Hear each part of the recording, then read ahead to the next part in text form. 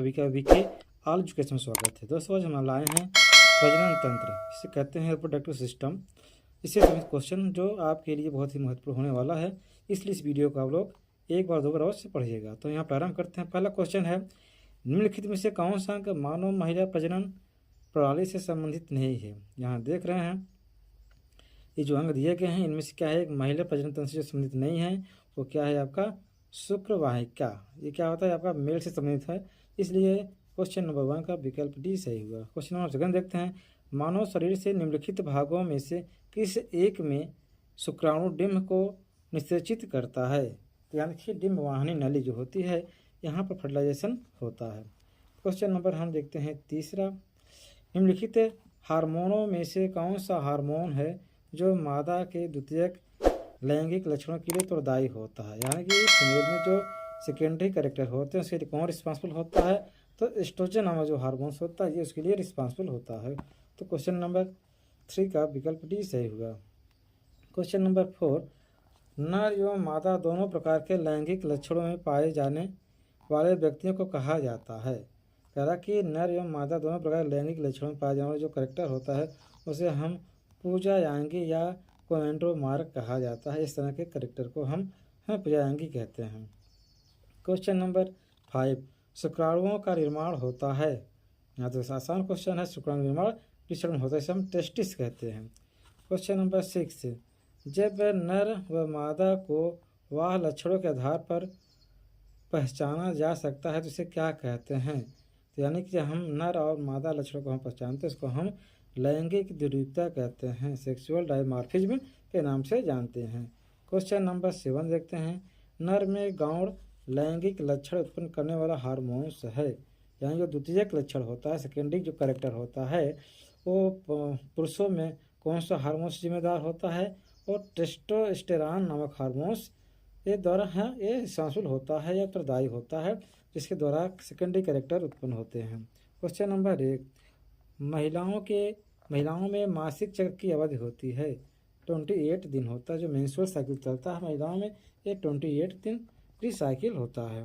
Question number 9, परिवार नियोजन हेतु पुरुषों में प्रयोग किया जाने वाला विधि है। यानी परिवार नियोजन में संख्या को कम करने के लिए, जिससे संतान उत्पन्न नहीं हो सके, उसके लिए एक पुरुषों की व्यवस्था बनाई गई जिसको हम वेसेक्टोमी के नाम से जानते हैं। इसके द्वारा प्रयोग करने से मानव संतान उत्पन्न नहीं कर सकता।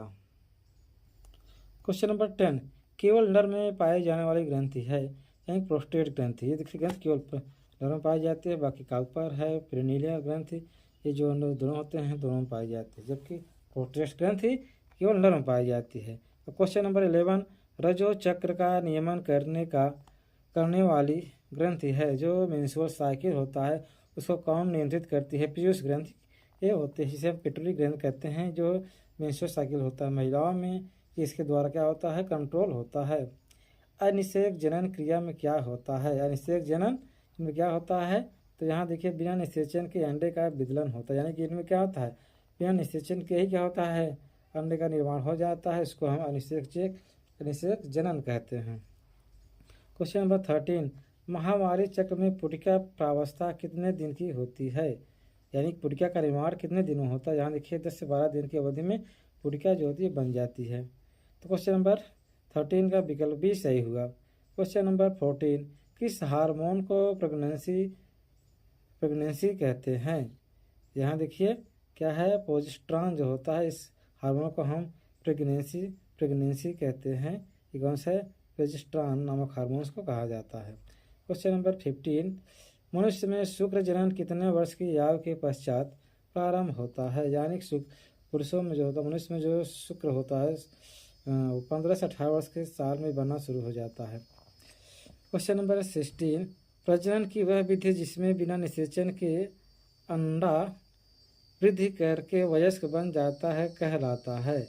तो पार्थेनोजेनेसिस कहलाता है। यानी कि इसमें निषेचन के ही जो एक सेल होता है इसका बनना का क्या कहलाता है, पार्थेनोजेनेसिस कहलाता है।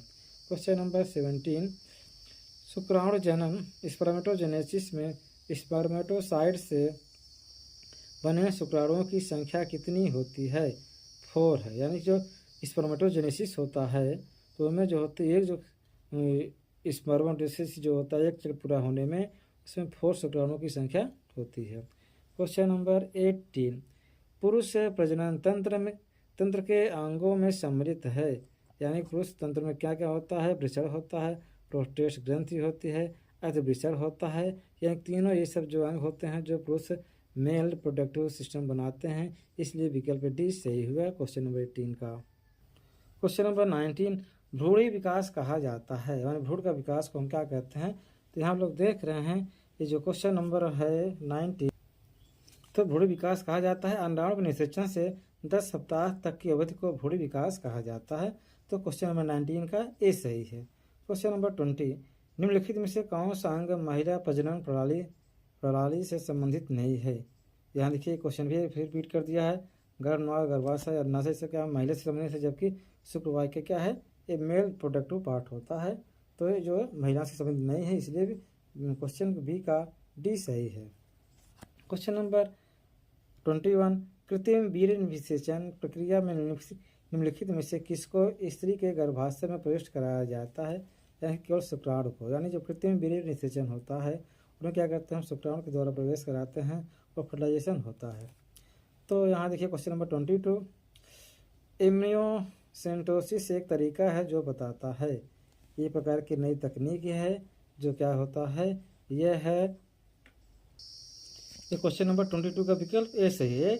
एम्नियोसेंटोसिस एक तरीका है जो लिंग के भ्रूण को बताता है। क्वेश्चन नंबर 23, पुरुषों की नसबंदी को कहा जाता है वेक्टोस्वामी कहते हैं, उन्हें जब संतान उत्पन्न नहीं करना चाहता पुरुष में तो उसको हम जो ऑपरेशन कराते हैं तो वेक्सेक्टोटॉमी नाम से जानते हैं। क्वेश्चन नंबर 24, निम्नलिखित में से कौन सा माता जनन तंत्र का भाग नहीं है, यानी शुक्रवाहिका। क्वेश्चन कई बार रिपीट किया है, 24 का क्वेश्चन ए सही हुआ। मानव प्रजनन के चरणों का क्रम है, जो क्रम से होता है क्या होता है, यहाँ देखिए युग्मक जनन है, निषेचन है, भ्रूण विकास है। तो यहाँ देखते हैं हम 1 2 3, यानी सबसे पहले क्या होता है, गैमेटोजेनेसिस होता है, फिर फर्टिलाइजेशन होता है, फिर एम्ब्रियोनिक डेवलपमेंट होता है। इस तरह से क्वेश्चन नंबर 25 का विकल्प सी सही हुआ। गर्भ की सबसे वाहतम झिल्ली को कहा जाता है, यहाँ देखिए कोरोजन का है, कोरियन के नाम से जानते हैं, जो 26 का विकल्प सी सही है। क्वेश्चन नंबर 27, अस्थायी परिवार नियोजन की विधि है कापर्टी। अस्थायी परिवार नियोजन की इसमें क्या है, कापर्टी जो महिलाओं के द्वारा यूज किया जाता है, तो इस तरह से यह अस्थायी है। बाकी सब क्या है, ये अस्थायी वाले विकल्प हैं। डिबर वेक्टोमी कहते हैं जो महिलाओं में होता है, और वेक्सेक्टोमी जो पुरुषों में होता है, जबकि जो कापर्टी होता है अस्थायी होता है। इसे हम इस समय के लिए हम रो देते हैं, बाद इसको फिर हटा भी लिया जाता है। तो इस तरह से क्या है, कापर्टी होता है। क्वेश्चन नंबर 28, अनिषेक जनन पार्थोजेनेसिस क्रिया में क्या होता है, इसमें क्या होता है, निषेचन के अंडों में विलयन होता है, निषेचन होता है, फिर भी अंडे क्या होता है, वहाँ विकास शुरू हो जाता है। तो 29, प्रोटोजोआ संघ के जंतुओं में अलैंगिक जनन किस विधि द्वारा होता है। जो प्रोटोजोआ होते हैं उनमें जो अलैंगिक जनन होता है वो द्विखंडन द्वारा होता है, डिवीजन द्वारा होता है ना, इस तरह से होता है। क्वेश्चन नंबर 29 का विकल्प बी सही है। क्वेश्चन नंबर 30, स्त्रियों में अंडोत्सर्ग के पश्चात ग्रेफियन पुटिका के फट जाने पर निम्न में से कौन सी संरचना बनती है। तो यहाँ देखिए पुटिका के फट जाने पर जो होता है कार्पस लुटियम्स, ये विकल्प 30 का ए सही है। क्वेश्चन नंबर 31, शुक्र जनन के अंतिम रूप से एक प्राथमिक स्पर्मेटोसाइट से बने शुक्राणुओं की संख्या कितनी होती है, 4। यहाँ देखिए जब अंतिम रूप में एक प्राथमिक स्पर्मेटोसाइट से जो शुक्राणु की संख्या बनती है उनकी संख्या 4 होती है। क्वेश्चन नंबर 32, स्तनियों में अंडोत्सर्ग के पश्चात बनने वाली अंतःस्रावी रचना कौन सी है, तो कार्पस एल्विक नामक इस रचना बनती है। तो 32 का विकल्प बी सही है। क्वेश्चन नंबर 33, वृषण में पुरुष जनन हार्मोन्स का निर्माण करने वाली कोशिकाएं कौन सी है। वृषण में पुरुष जनन हार्मोन्स का निर्माण करने वाली कोशिकाएं जो होती हैं सरटोली की कोशिकाएं होती हैं, जो पुरुषों में वृषण का निर्माण में सहायता करती हैं। क्वेश्चन नंबर 34, इस वीडियो का अंत लास्ट क्वेश्चन है ये, शुक्राणुओं का पूर्ण परिपक्वन निम्न में से कहाँ होता है। तो एपिडिडाइमिस में क्या होता है, इसका परिपक्वन होता है एपिडिडाइमिस। तो इस तरह से शुक्राणु संख्या यहाँ पर मैच्योर हो जाती है। तो एक क्वेश्चन था आपके लिए रिप्रोडक्टिव सिस्टम से। अगर आप लोग इस चैनल पर पहली बार हैं तो मेरे चैनल को सब्सक्राइब करें, लाइक करें, कमेंट करें। धन्यवाद।